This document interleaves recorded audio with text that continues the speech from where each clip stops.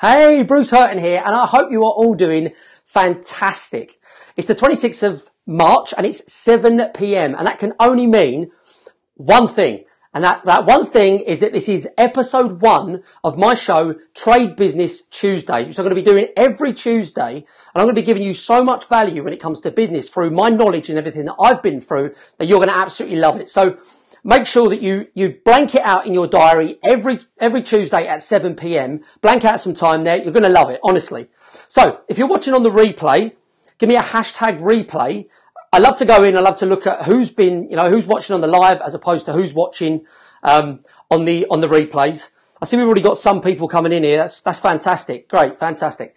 So if you're on the live, you're actually watching this on the live, then can you please put in the comments below where you're actually watching this from? That would be really helpful. It'd be great to get a bit of a perspective of who's watching from where. Hey Imelda, how you doing? Hey James. I'll just let a few people jump on here. Good luck, Bruce, from me and Chris. Well done, lovely. I like it. James in Exeter in Devon. Awesome. Okay.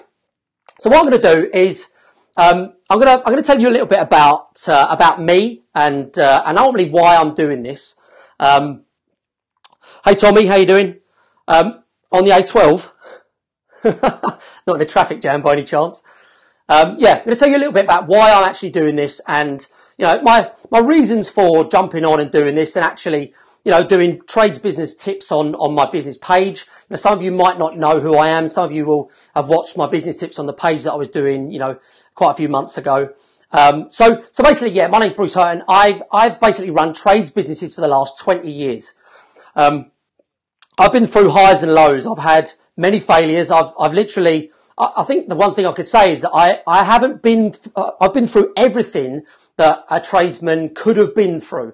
And, that means everything. I've been bankrupt, disqualified as director. I've been absolutely everything. And that is through mistakes that I've had to make by not having someone there that can guide me and can actually help me through this, this crazy thing we call business. And that's why I kind of I want to jump on and I want to make sure that, I'm actually offering some value out there to people who are actually started out in business or they're already in business and they're finding it really difficult to actually go through and navigate the really murky waters that the business does present when you're in business. So I've been in business for sort of 20 years now, and I've seen so many tradesmen through that time and obviously all trades businesses. So you can imagine the amount of tradesmen that I've actually come in contact with and the amount of tradesmen that I've actually, spoken to and heard the stories when interviewing these people. I kind of lit a fire in me and I kind of thought, well, the same story is coming up time and time again. And that story is that tradesmen are trying to go out in business on their own, but they're struggling. They're struggling because they're a lot of them will blame it on, the economy, the government or the weather or all these different things. But the real truth behind it is that they don't have a clue how to run, start, run and scale a business. And that is ultimately the reason why there were so many people that I was seeing and interviewing that were going through this, this really rough time.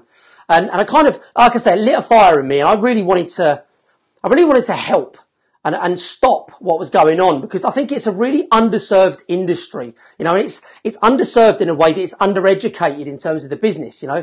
If you want to go and buy a company off the shelf these days, you can literally do it straight away. You don't have to understand a limited company. It's deemed that you should know what a limited company is, but not just limited companies. It's like going into business. Full stop. You should be, you should know what you're doing when you go into business, but that is half of the problem. People just don't. So that's the reason why I want to try and kind of impart my knowledge to everyone that I can and all the tradesmen that I possibly can to stop them going down the same route as I ultimately, I found myself going down more than once. So that's the reason why I'm in this. That's the reason why I'm doing what I'm doing. And hopefully I can reach as many tradesmen as humanly possible and give some of my knowledge and and the tips and tricks and the processes, and the framework that I've actually, put in place in my business right now, to help me scale and grow a profitable business. So I don't want to go into things too much in the beginning. What I do want to do is I want to tell you a little bit about the 6 pillars which I've got up here behind me. The success foundations, financial mastery, business systemization, the sales system, marketing acceleration, and the elite team building. Now I've put these together. I've worked on these for the last year, putting a program together for tradesmen that can literally go through this. As far as I'm concerned, you can go through this from the start to the finish, and you will completely change, and it will be an unrecognizable business afterwards. So what I want to do is, I can't go over all of that, and it wouldn't be fair to the people that I've actually got in my program at the moment if I did. But what I do want to do is I want to just sort of skim over the top of each sort of each section, of each pillar that I'm calling it, and I want to kind of take you through step by step, and each one of these in the 6, and make sure that you get a few nuggets out of each one, and just kind of the general theory around each one. So the first one I'm going to start off with is success foundations. And in success foundations, what I'm really talking about is setting up your mindset first of all. And it's like building a house on what I can only describe as quicksand, or a really rocky foundation. Ultimately, if you don't set that up correctly, you're not going to succeed in business, or you will find it really difficult. You'll find yourself on this 9 to 5 hamster wheel, or the 7 to 9 hamster wheel, as I found myself on. And you literally won't be able to get off it, because you'll just be constantly fighting and fighting and fighting to try and keep this thing alive and keep it going. It's like the way I explain it is, it's like a steam train in motion. Once you get it going, you literally can't stop it. And the only way to stop it is derail it. That's the way I used to look at things, and it used to be, a really good way of thinking about things. So the first one is success foundations, and that's the mindset side of things, and you have to be open-minded to the possibilities of what you can achieve within business. And that's one of the areas that, I think tradesmen find themselves, a little bit lacking in. And that's just understanding really what you can achieve. There's a saying out there, you overestimate what you can achieve in 1 year, and you underestimate what you can achieve in 10 years. And that's a really, really good way of thinking about things. So the mindset is a really important part of actually getting your success foundation set up, the foundations for your business. Now, the next thing within success foundations I'd like to talk about is goal mapping. Goal mapping is a really, really big thing for me. If you're not mapping your goals and you're not understanding where you're going and the reason why you're going there, it's effectively like getting in a car, not knowing where you're going, and literally just driving. You don't know where you're going, and you don't know when you're going to get there. You don't even know how far into the journey you are. So mapping your goals out and understanding why ultimately you're in business, and the reason, what is the end goal? Are you going to sell that business? Are you going to scale it and then you're going to leave it to your kids? Or, there needs to be a reason why you're doing what you're doing. And too many tradesmen just literally get up in the morning, go to work with no real idea of what they're trying to build. And that's really crucial when you're in business, to have something where that's the end goal. How far am I along my timeline or my journey? So that I know that I'm kind of halfway or a quarter of the way to achieving my goals. So that's a really, really important one. And not only that, it'll give you more fire in your belly to actually get up in the morning and actually go to work. It has crazy effects when you actually know where you're going.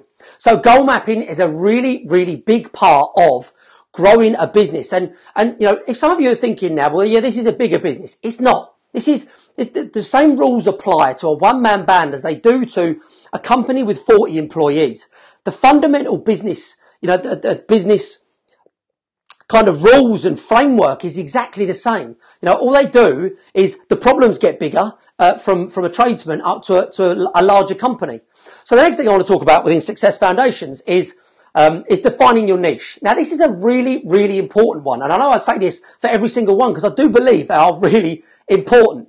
Defining your niche within your market and not being, everything to everyone is the key to becoming kind of king of your mountain, to becoming that person within your, let's say your town that is the go-to person. So what I mean by that is defining your niche is that, let's say you're an electrician, for example. You can be an electrician that carries out, domestic work, residential rewires. You can be an electrician that carries out three-phase work, industrial work, commercial work.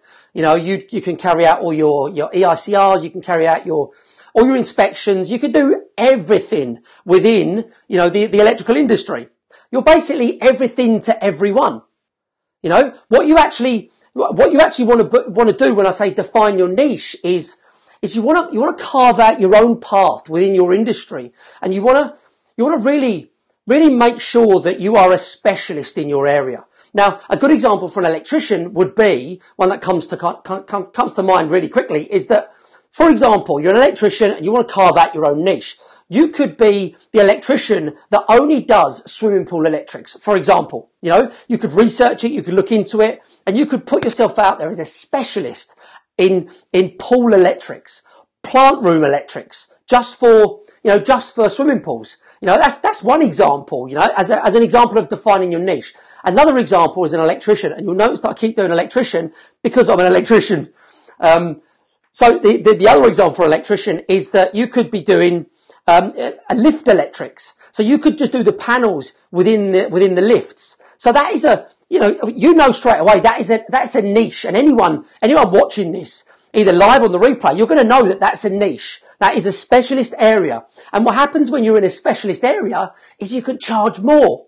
You can get more money because you become the king of your mountain. You become the guy, the go-to guy or woman that actually, is the specialist, and that's what defining your niche is all about. It takes a lot of research. It takes a lot of, understanding about your skills, and if you don't have those specific skills, maybe it's time to go and learn the skills that are in your industry, so being everything to everyone, and I'll stick with the electrician example.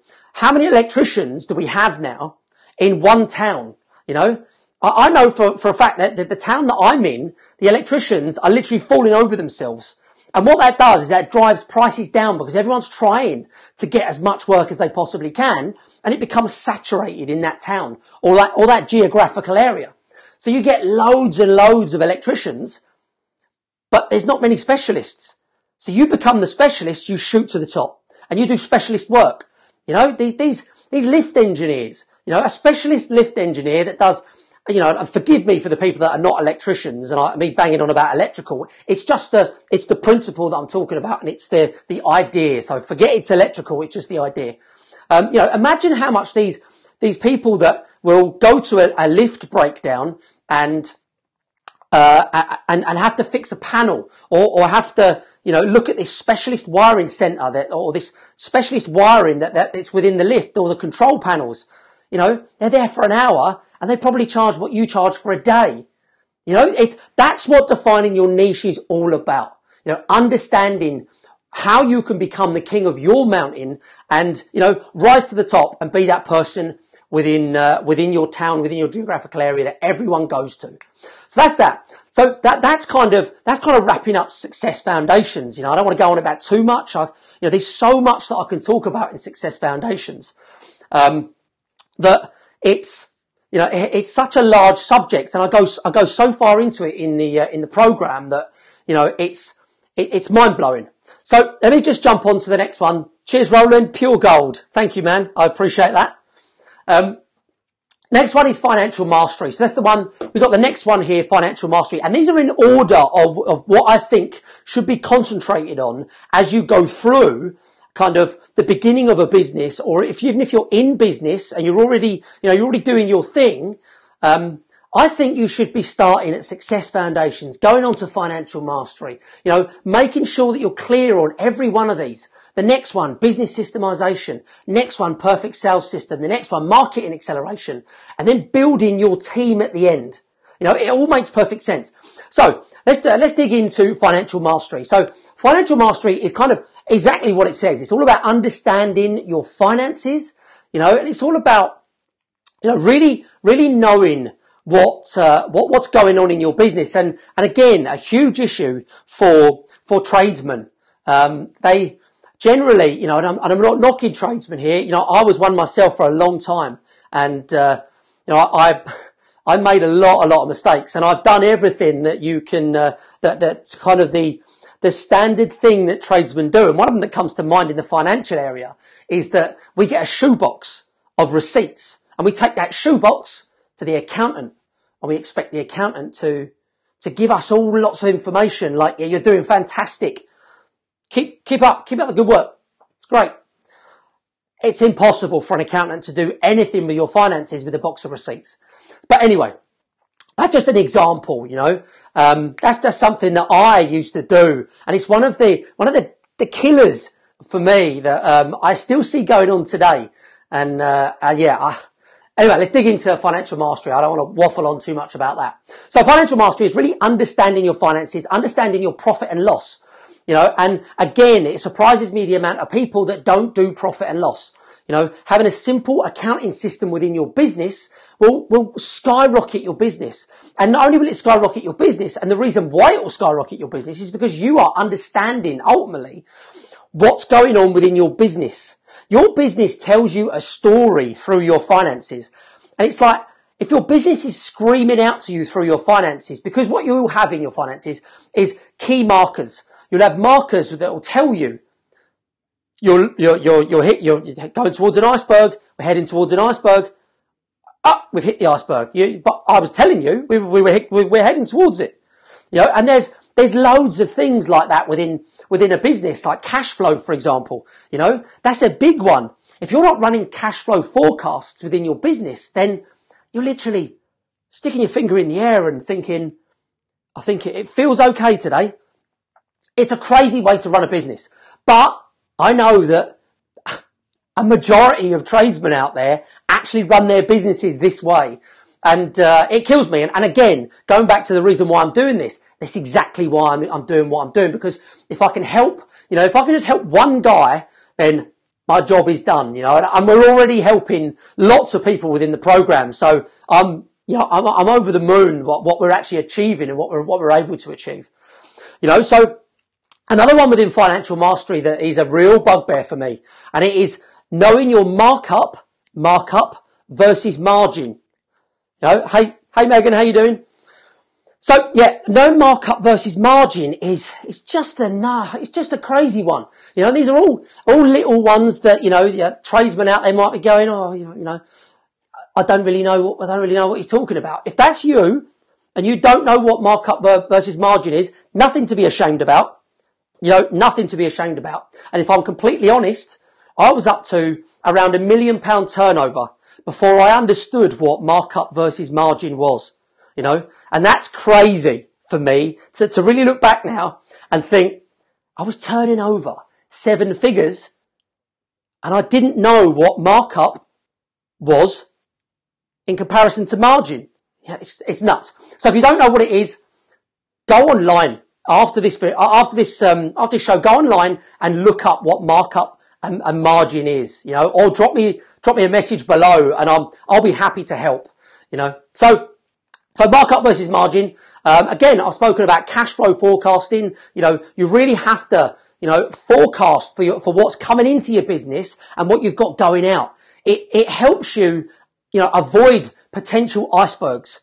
You know, it really, really does, you know, just the simple fact that you can put into a spreadsheet exactly what's coming into your business, when you expect the money to come into your business, and what you've actually got scheduled going out of your business, and what's the difference, and have you got enough money in the bank to actually cover that?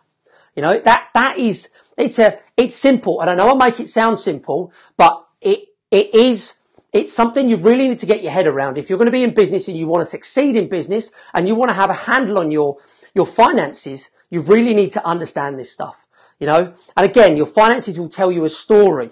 They really will, you know, and it's crazy to me that people just, you know, they don't know anything about their finances and they wait till the end of the year to go to the accountant and then say, how have I done? Them words are you know, and I don't blame tradesmen, I really don't, and that's something I really do want to get across. You know, I'm not saying I blame tradesmen. You know, I blame the lack of education out there for people who are running businesses. You know, so anyway, I'm not going to get into that too much. The next one I want to go over is business systemization, and you know, business systemization is one that when you talk to people about systemizing their business, the immediate thought that comes to people's heads is, oh, that's for bigger companies. We don't, a tradesman wouldn't systemize because, you know, he's just doing his thing day to day. Well, that's rubbish. Complete rubbish. You know? And you really need to think about, you know, your business and your processes and how you're running your business. You've actually got a process as a one-man band and you don't even realize it. You know, that the process that you've got in your business at the moment is that, you know, potentially, let's just say you get up in the morning, you get up at 6 o'clock in the morning, you jump in your van, you do you look at all your appointments in your diary and you plan your route. That's a process straight away. You know, you ring the first tenant or the first client or whoever that is or whoever you work for, you ring them up and you say to them, okay, well, I'll be with you at so-and-so. That's a process. When someone rings you and you've got, you know, them asking about a quotation or a job that needs doing, you know, and they're asking you all these questions and you've got a script prepared. That's a process. You take them through the process to disqualify them people that are asking you about quotes. So you're asking them, have you got the, you know, let's just, for example, take a step back and say, let's say one of your processes is when someone rings up for a quotation, you've got this script that you do automatically. You've learnt it. You understand it from basically what you keep doing over and over. And that is a few simple questions. When do you want the project to start? Have you got the finances for the project? You know, how many people have you got quoted on your project? You know, straight away, your system, your process is disqualifying people from, you know, using you as a quoting machine. You know, so I don't want to go too far off track there on the quoting side of things, but that gives you an idea of kind of one of the processes that you would need to put in place, so that ultimately when you do grow and when you do, you know, get other people within your business to do the work for you, because ultimately no one wants to continually do the work from the beginning through to the end. I mean, if they do, great, you know, good luck to you, but you'll burn yourself out. You know, ultimately you do need to get help at some point. And when you do look to get help, what you have to do is you have to then give these people something to work with, you know, so some kind of process, some kind of system that you've already got within your business, you know, something that you've already maybe noted or put down on paper or, you know, and what I do within business systemization within the program is I've got a plan called the S plan. And ultimately it's what I do is I shift. So the first one is shift it. So you shift it out of your head and you get it down on paper. You then simplify it. And by simplifying it, you break it down and you say, okay, well, I do that, and that. Okay, well, if I was getting someone else to do it, I'd get them to do it this way. And I'd simplify every single process. So then the next part is you shoot it. So I would say personally, you know, I know a lot of people out there don't like doing video, but personally, I would do video all day.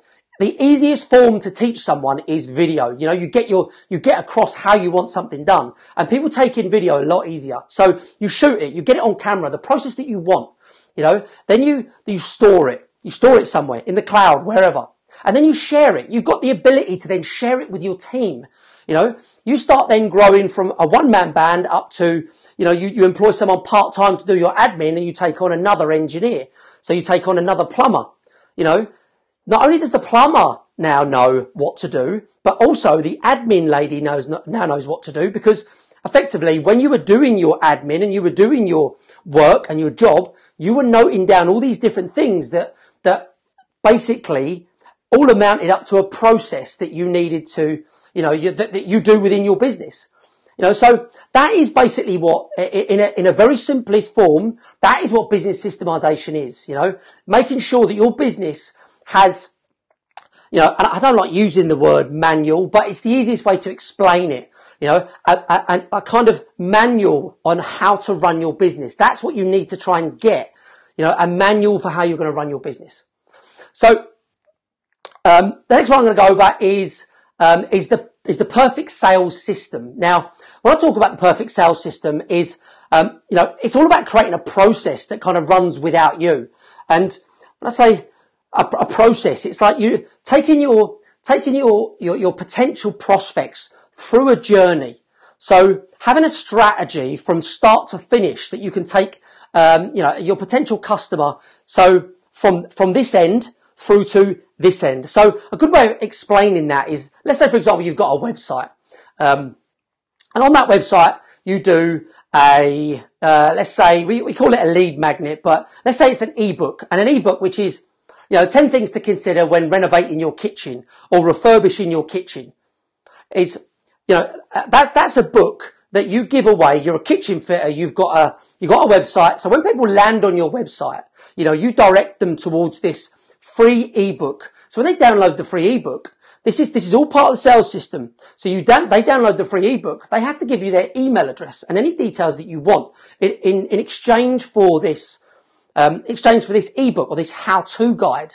You then get their details so that you can then remarket to them when you have an offer, or you just keep them updated of what you actually do. Some of you will probably notice that I'm actually doing the same thing with you guys. I've got a lot of people on an email list, and I'll send you stuff out like tips and tricks and hints and even this live coming up. I sent out a broadcast just letting everybody know that this live was coming up. It's the same kind of thing. You run people through a process, and when you get them through that process, you get them to the point where they download the ebook. Well, the next thing you can then take them to is, would you like a free consultation? Would you like a free kitchen consultation? Well, that's what we call taking people up the value ladder. So you get them from the first rung of the ladder, you then take them up to the next rung of the ladder. So then they get a free consultation. And I think everyone will agree that if you go along and you give someone you've already given them a free ebook, you go along and you give them a free consultation in their kitchen, you get to meet them, you get personal with them, you're a nice person, you give them free information. Basically, what they're going to do is when they get their kitchen refurbished, you're going to be the first person they think of, because you gave them value up front, because you were nice enough to actually go out and give them some kind of information that helped them out, that helped them along.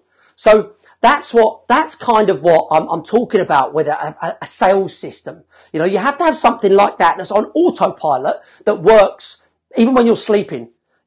So that's pretty much it. I mean, in terms of a sales system, I never had any kind of sales system when I was in business.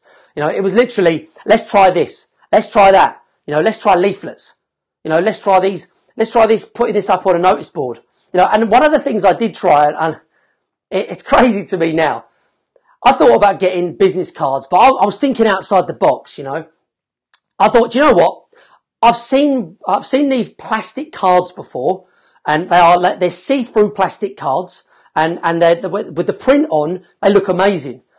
I think I paid something like £250 or £300 for these 1,000 cards, way over and above what you would pay for normal cards. And I was thinking, this is going to explode my business. And I'm sure most of you are guessing right now that it made absolutely no difference whatsoever. And in the end, I started to think, these are costing me a fortune. I didn't want to give them out. They were that expensive. I didn't want to give them out because they were doing no good whatsoever. So, you got to be careful where you actually do put your money in business and the systems that you come up with. And the thing you need to do is you need to sit down and understand your sales strategy from start to finish.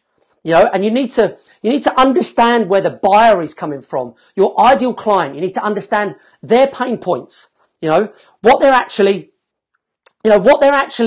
after from you, from you as this perfect tradesman or trades business. You need to know that. It's no good just going out there and doing an ad hoc fire off campaign to everyone within your area, thinking and hoping that one of those fish will jump on the line, because it doesn't work like that. And this leads me quite nicely onto the marketing side of things. So the next thing that I want to go through is marketing, and marketing really is about the process after the sales. So then you need to market, so it's the website. You need to have a decent website. And I'm not talking you need to go out and spend thousands on a website, but you need to have something where people come to. Now, a big misconception about websites is that you have a website built, you put it up on Google or up on online, and you get it, it'll rank on Google automatically, and people will just flock to your website. And I don't blame people for thinking like that, but that's the way people think about websites. It's completely wrong. You can have one website that is bringing in traffic like you wouldn't believe, and you can have another website, and these websites can be just as fancy in terms of the graphics and how they look, but it's how you bring a customer into your website in the first place. So, you've got SEO, you've got, how did you get traffic to your website? You might be doing Facebook ads, which is something I'm going to come on to. You might be doing Facebook ads, which is driving people to your website, but then when they get to the website, now let's say, for example, that you've spent £5 for one lead to get this person, let's call this person John, onto your website. So now you've got to make sure that this one person, John, goes through your website and navigates to exactly the place that you want that person to go to. Does your website do that? I'm guessing probably not. So it's a really important thing to have a strategy around your website. Ultimately, what you're doing on your website is you're directing people to where you want them to go. So when they come on, you have a lovely big headline that is attracting to them, and they, they buy into what you're trying to sell them, or sell's a horrible way of putting it, but the service that you're offering, so you take them from there, and then they click on the service because it's very simple. They click on this plumbing service that you're offering, and there's a lot of information about it. So you're now directing them in the right route. People these days won't give you the time of day on a website. They will literally click, and if something doesn't work, they're off. They're gone to the next one. So you need to be really clear about your strategy on your website and think of it as a funnel. And for those of you who don't understand or don't really know what a funnel is basically, let's say like we've got this. So your customers all come in the top, or your potential customers, you want to get all the potential customers in the top of your funnel. And then you want to kind of warm your customers up at this top bit here. And you want to carry on warming them up here before you actually close them here at the bottom. So what I mean by close is you actually sell your service or products at the bottom here. And then they become a lifetime customer. So that's in a nutshell, a funnel. So that's a great way to think about what you've got to do for your website. So, when you think about your website, think about this as your website, and then think about when they come into your website, what are you directing them to? How are you warming them up? Warming them up. A good way of warming them up is giving them a free ebook. So a free ebook at the top here, you're giving something for free, and it has to be of value. I'm not saying give them something that's not, of any value. It really does need to be giving some good value. Same as that, I've done a live training. It has to be value. You have to give them value, and they have to go on and think at the end of it, well, that was worth it. That was worth doing, because otherwise you're just wasting people's time. There's and you won't get any sales like that. So hopefully you understand the funnel. If you don't, just drop me a comment, and I'll explain. I'll give you as much information as I possibly can. The next one I want to go through is, I don't know if there's anything else on marketing. Oh, there is, sorry. Strategic partnerships. Strategic partnerships are massive within the marketing side of things. And it's I go into a lot of detail in this in the program. I can see this. I can see Richard. How you doing, buddy? I see that you're in the program. Hope you're getting on well. So strategigic partnerships, it's massive, and this is something that tradesmen don't generally think about. You've got, that you can harness the power of LinkedIn. LinkedIn is massive for joining up with other trades, for, getting partnerships going, just really talking to other people, So it's a massive one. I don't want to give away too much information, but I want to give away as much as I possibly can. LinkedIn, really investigate LinkedIn. If you're not on LinkedIn already, there's a huge potential on LinkedIn. Mark, no problem, buddy. No problem. You can watch it on the replay. So yeah, there's huge potential on LinkedIn, and there's a lot in terms of strategic partnerships that you can do, and it's basically linking together and working with other tradesmen. So by working with other tradesmen, I mean you could do referral systems. You could do that. You could work with a plumber, and he could give you all the electrical work, and you could give him a kickback on every single. Kickback's a horrible word, but you could give him, you can give him a fee, a referral fee on every job that you get. I mean, if you got a £3,000 job, would you be happy to give £250 or £300 to a plumber? And then when you think, well, what's that plumber going to do next time he gets a job? Or the opportunity when he's actually quoting a job, what's he going to do? And the same with you. You then go and you're doing, some kind of job. I mean, the trades obviously have to link. It's no good. I've just got a notification saying that the streaming quality is lowered. Hopefully you can still see me. Can you give me a yes in the box if you can still see me okay? And hear me okay? Give me a yes in the comments.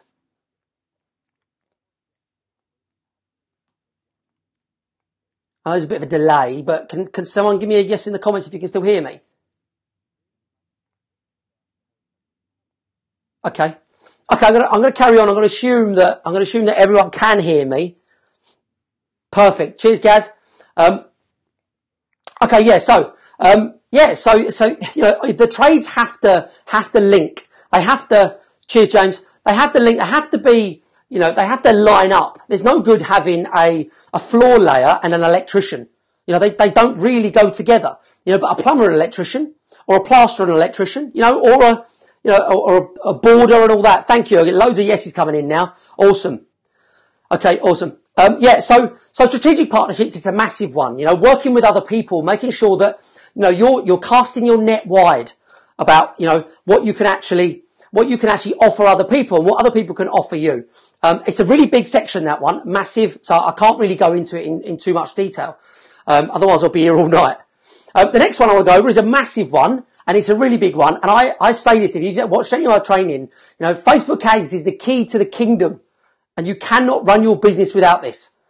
And it really is. Facebook ads is massive, and if you can pour loads of money into Facebook ads and you can get nothing. But if you do your ads right and you do them well, and you know your targeting and you know your market. Now this comes down to and comes back to knowing who your customer is. So it's defining your niche, mapping your goals, understanding who your customer avatar is. You really do need to know who your customer avatar is. So you define your niche, you map your goals, you do all that good stuff.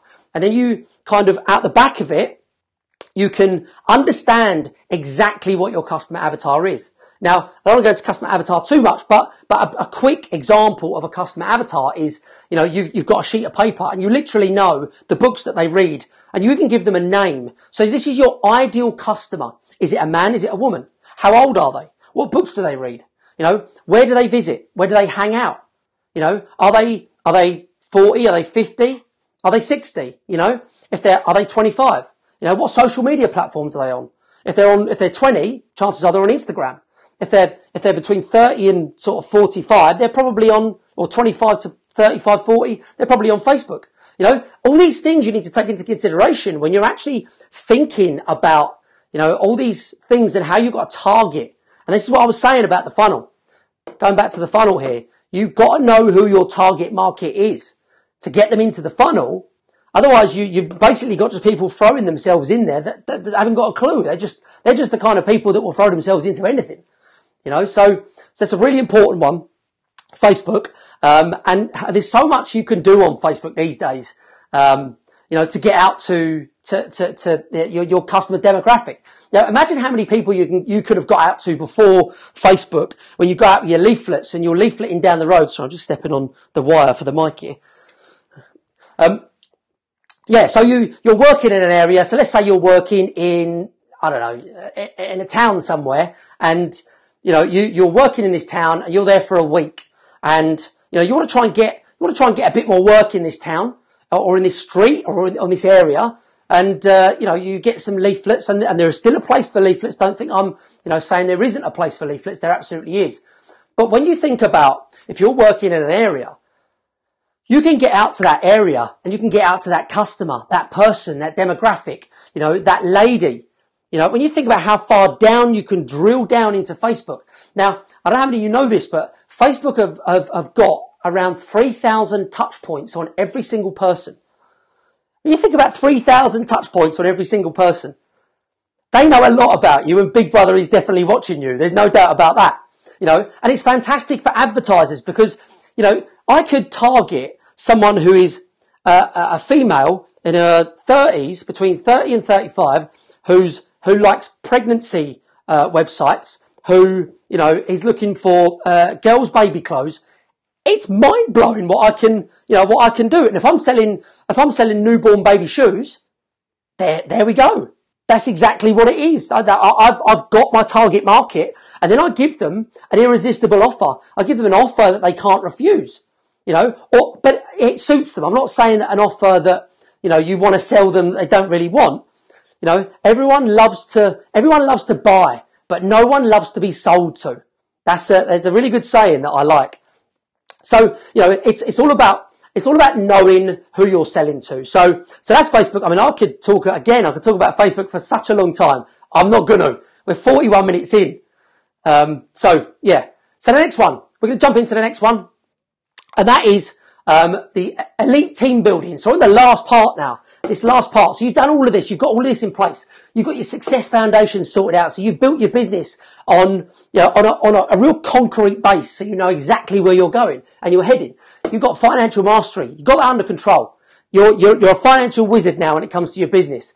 You can see the icebergs when they're coming at you. Business systemization. You're running along like perfect. You know, you've got a few people working for you. They know exactly what they're supposed to be doing. And if they don't, they can log on to this thing, go, okay, well, this is how do I do this? How do I work the tablet that I've been given? They go on, they look at the tablet section, go onto the video. That's how I do it. Alternatively, they can be ringing up the office every 5 minutes, or ringing up you every 5 minutes when you're trying to fit a boiler, or, you know, fit a shelf, or do a door, or whatever, paint a wall, whatever you're doing, cut the grass. So business systemization, really, really important. Once you get that off, that really changes the way things work, within your business. It really does. It's massive. You know, then the sales system. The sales system runs on autopilot. You have to get a sales system that will run on autopilot that will allow you to go off and do what you do and what you do best whilst your business is being sold all the time. Even while you're sleeping, people are downloading your ebook. You know, you might be sitting on the sofa at 9 o'clock in the evening watching whatever you watch, or you could be reading a book, educating yourself about business. Maybe you'll be doing that. After this, maybe you'll be doing that. Yeah, and people will be buying, or people will be coming up your value ladder. You know, people will be giving you their details. So you're building your database of emails and people that are generally your clients. So really important one for the sales system. Marketing acceleration. You know, we've just been over that.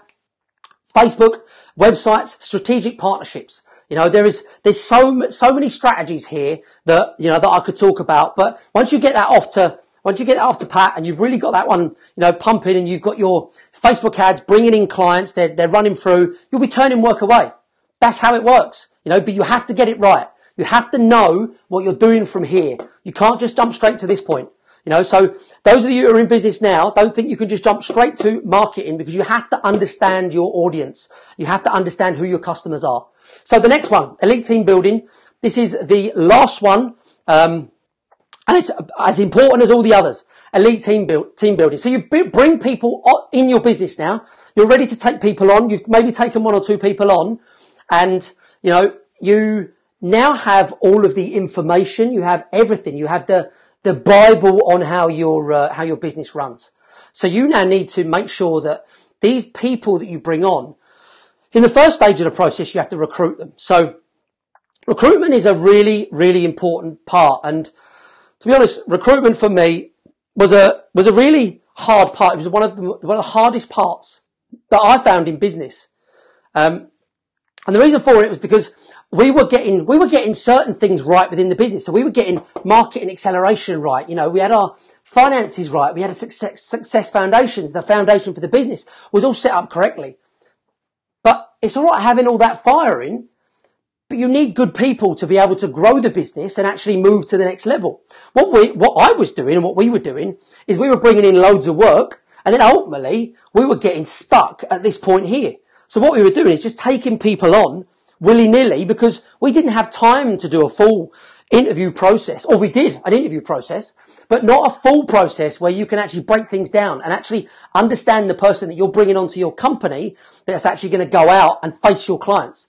So we would bring people in, and let's take a multi-trader, for example. We would bring people in, and these multi-traders in, and we would sit them down and say, okay, well, what can you actually do then? You could do plumbing, electrical, maybe not electrical. You could do plumbing. You can do pipe fitting. You can do carpentry. You can do a little bit of roofing. You can do a little bit of flooring. You can do a bit of tiling. All these different things. You're like, okay, well, fine. Yeah, he's a pretty good multi-trader. He'd be pretty beneficial for us. We're getting lots of work like that. Seems like a nice guy. Sat there for half an hour, maybe, if that, in front of us. Who can't act for half an hour? Sitting there in front of us going, yeah, no problem. Yeah, I'm the best employee you'll ever have. So we employ him. Turns out, hasn't got a clue. Jack of all trades, master of none. Nice one, Gaz. Is that you're talking about, or? So, yeah. So the recruitment process is really, really important when it comes to, building your business. We've got all of these bits right. This is just as important. We have to get that part right because that is the key to actually going up that, growth, that growth hill. And we can really make some real differences. So the process that I'm not going to go deep into the process of recruitment, but, there is a process there. And a process that is in my program that I go into more detail about, that basically you would spend more time and you would have more hurdles for that person to jump over. So first of all, you'd have like a pre-qualification. You'd put an ad out and you'd have to get them to do things. So you put an ad out and you ask them to do something, and if they do it, that's the first thing that they've achieved. They've done it. And then the next thing, one second, I've just got something on my screen.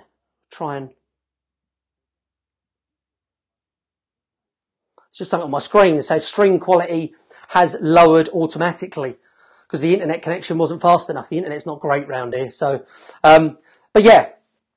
So we would basically screen them in the first place, and the people who had came through and done what we wanted them to do actually made it to the next level or the next stage. And then again, we would have, the next part was we'd ring them up and do a pre-qualification on the phone. So it's like a first interview, and we'd be pretty harsh on that interview. We would be pretty to the point and ask them some really tough questions to basically get them to get off the phone. And that's the key to it. Get them to get off the phone. And if they don't get off the phone and at the end of it, they've answered all the questions and they're still keen, they still want to work with you, they're on to the next level. And then the next level we would do is we would bring them in. We'd bring them in as a group. So we'd have 15 or 20 people. So in that group, they would all sit down at a table and I'd stand up and we'd tell them a bit about what we actually do, what the vision of the company is, what my vision is, what we all stand for, what our goal is, everything like that.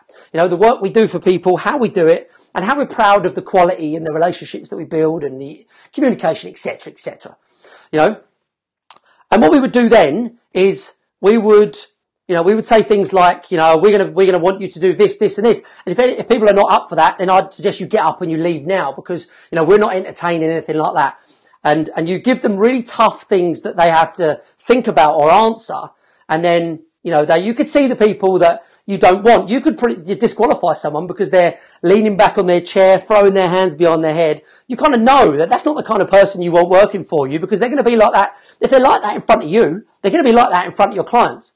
And they're not going to care. They're not going to take their shoes off. They're not going to, they're not going to care. They're not going to say hello. They're not going to be polite. So you kind of get the idea. You kind of bring them through a process, a real big process where you disqualify them. And the people that are left at the end, you then have a formal interview with them. And then you have these 3 or 4 people to choose from.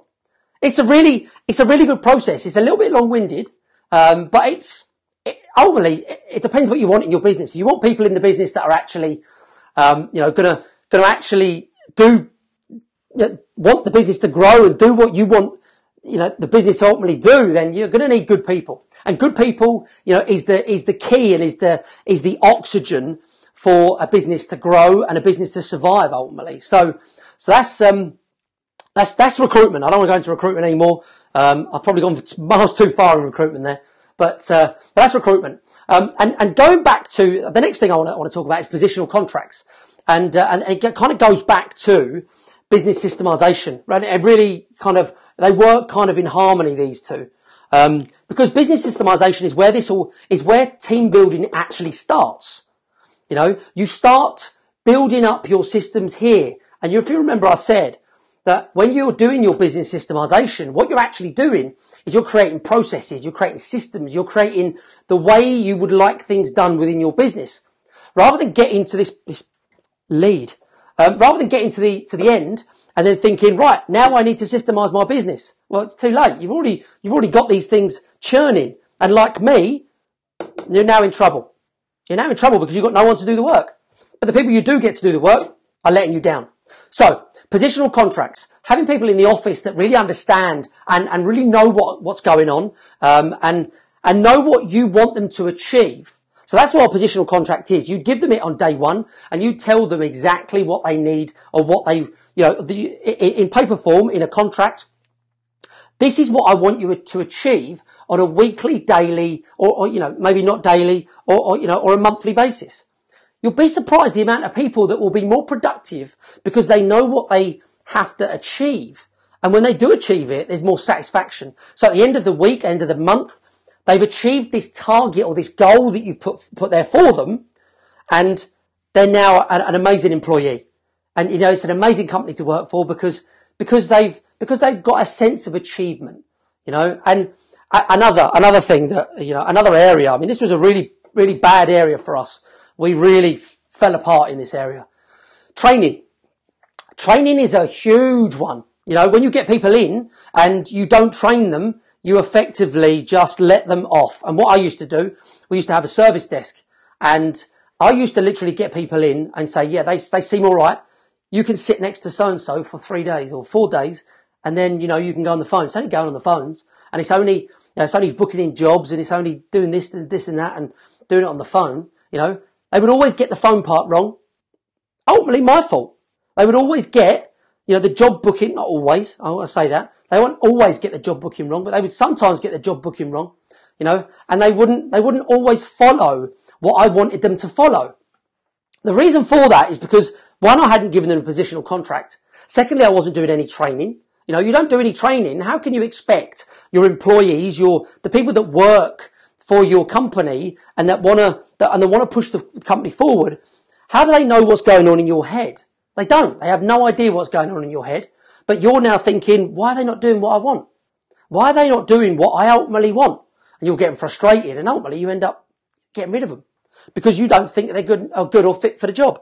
So that's kind of how I ended up and how I ended up doing things. And, but it's very easy to fit into this whole I'm not going to train people. I can't afford. That was one of my key things. I can't afford to train people. I just haven't got the money to train. It doesn't take much to train. You have to know your processes first and run them through that and give them good training. That's the gold in actually getting people to do what you want them to do within your business. So that is pretty much it for the 6 areas that I think you need to go through within a business to be successful.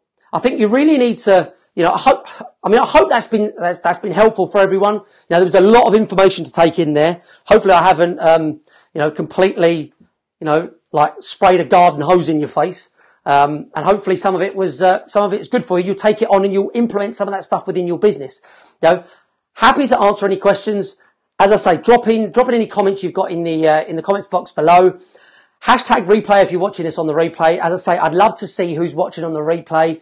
I thank you to all you guys and guys and girls who've been watching on the live. I appreciate it. It's always better to do a live to people rather than to an empty audience.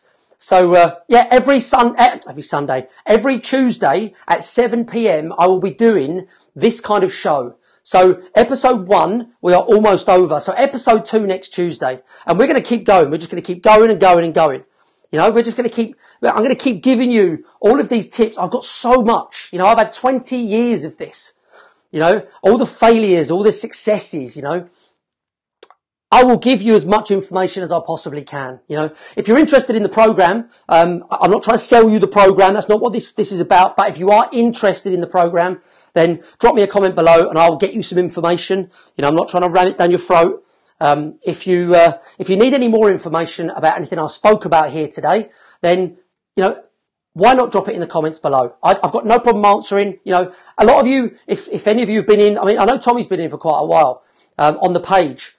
And I'm sure Tommy will be able to tell you that I'm always on the page. I'll always respond. I'll do as much as I possibly can to help people, because that is ultimately what I want to do. And I want to help tradesmen. I want to change the way this industry works, you know, single-handedly. I want to do it. I know there is a few other people out there that feel the same, but as far as I'm aware, there is no one else out there that is doing this for tradesmen, which kills me, because I think the government one should be standing in. I don't want to get a rant about that, but the government should be doing something to help tradesmen, you know, because of the mass failure that we're seeing at the moment with tradesmen.